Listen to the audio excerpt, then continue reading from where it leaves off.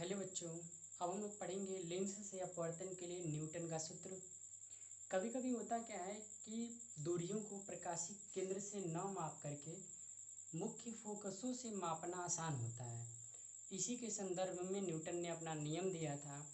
Newton ने बताया कि अगर फोकस दूरियों से नापा जाए, मान लेते हैं कि मुख्य फोकस से प्रतिबिंब तक की दूरी को x से, द्वितीय फोकस से वस्तु तक की दूरी को x डैश से, और यह आपका एफ डैश हो, तो इन चारों में जो संबंध होता है वो आपका होता है एक्स डैश बराबर एफ डैश। इसी नियम को, इसी सूत्र को हम लोग क्या कहते हैं, न्यूटन का सूत्र कहते हैं। और अब इस समय हम लोग डेरिवेशन पढ़ेंगे कि ये फार्मूला आखिर आएगा कैसे। तो चलिए, यहाँ पे हमारे पास एक उत्तल लेंस है। प्रकाश किरणों का बनना दिखा लिया जाए। यह मान लेते हैं हमारा क्या है, एफ डैश है, और यह हमारा एफ है। इस कंडीशन में क्या होगा, ये कोई वस्तु है, नाम दे लेते हैं ओ डैश। इस वस्तु से एक प्रकाश किरण जो है मुख्य अक्ष के समांतर चल रहा है। मुख्य अक्ष के समांतर चलेगा तो लेंस से अपवर्तित होकर किससे जाएगा, फोकस से जाएगा। पहला नियम। दूसरा नियम लागू करते हैं, अगर प्रकाशिक केंद्र सी से होकर के जाएगा, अगर प्रकाशिक केंद्र सी से होकर के जाएगा तो बिना विचलित हुए अपने ही मार्ग में सीधे निकल जाएगा। ये दोनों अपवर्तित किरणें एक दूसरे को जहाँ पे काटेंगी वहीं पे आपका प्रतिबिंब बनेगा। नाम दे लेते हैं आई डैश। तो इस तरीके से किरण आरेख देख लिए कैसे कैसे प्रतिबिंब बना है। यहाँ पे एक नियम और लागू करते हैं हम लोग, जो प्रकाश किरण फोकस से होके जाएगा, जो प्रकाश किरण किससे होके जाएगा, फोकस से होके जाएगा, जो प्रकाश किरण फोकस से होकर के जाएगा वह लेंस से अपवर्तित हो करके मुख्य अक्ष के समांतर हो जाएगा। अपवर्तित हो करके क्या हो जाएगा, मुख्य अक्ष के समांतर हो जाएगा। तो ये किरण भी काट रही है, 3 किरणें अब हो गई। चाहे जो नियम लागू करेंगे प्रतिबिंब एक ही जगह बनेगा, उसका जगह बदलने वाला नहीं है। इसको हम लोग, बीच वाले का कोई रोल नहीं है इस फार्मूले में, तो बीच वाले को हम लोग हटा देते हैं। बीच वाले को जब हटा देंगे तो बाकी चीज़ों को ध्यान से देखिए, बहुत ही क्लियर हो जाएगा।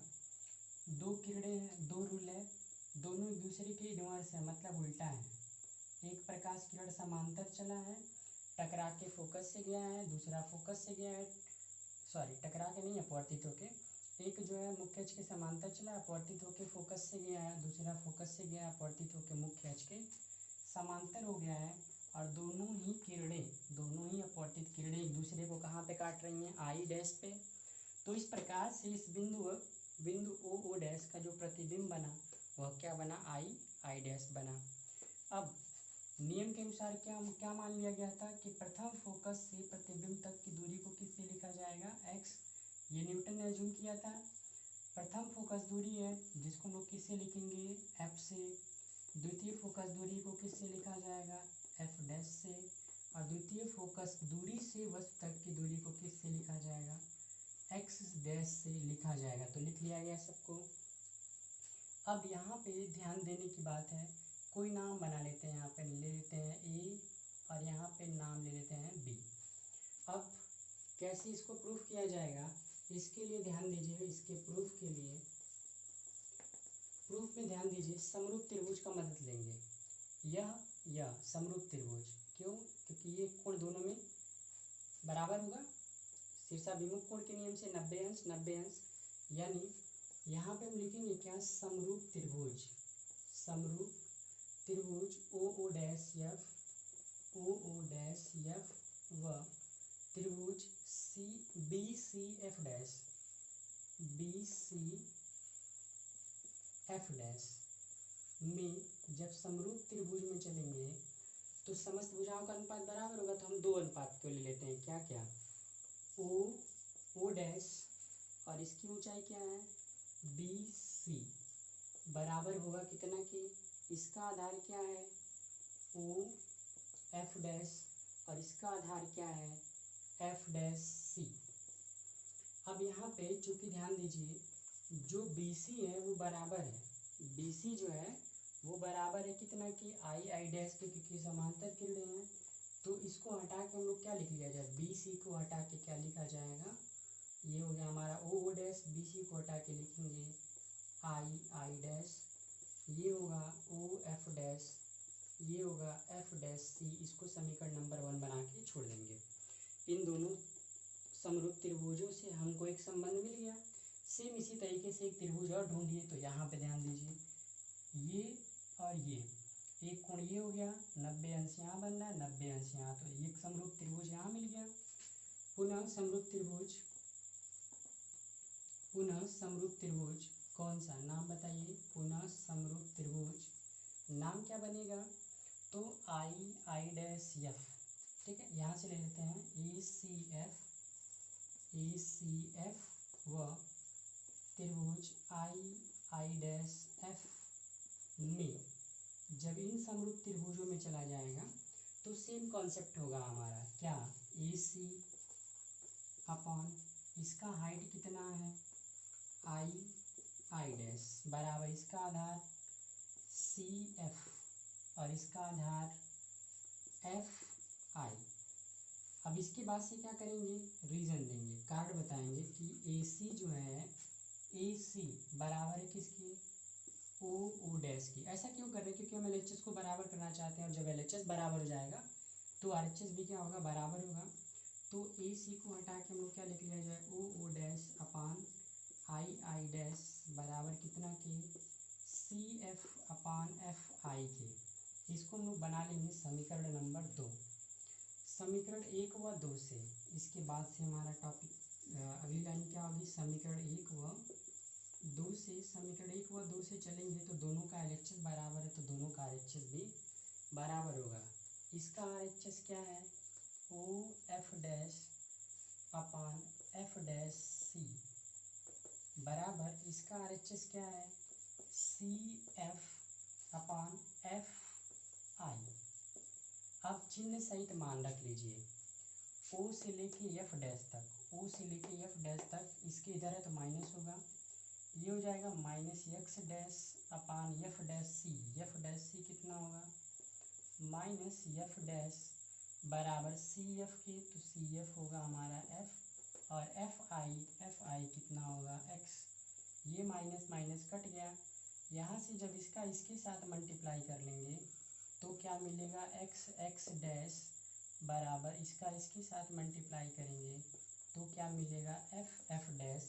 इस तरीके से न्यूटन का जो सूत्र होता है एक्स डैश बराबर एफ डैश, वो आपका प्रूफ हो जाएगा।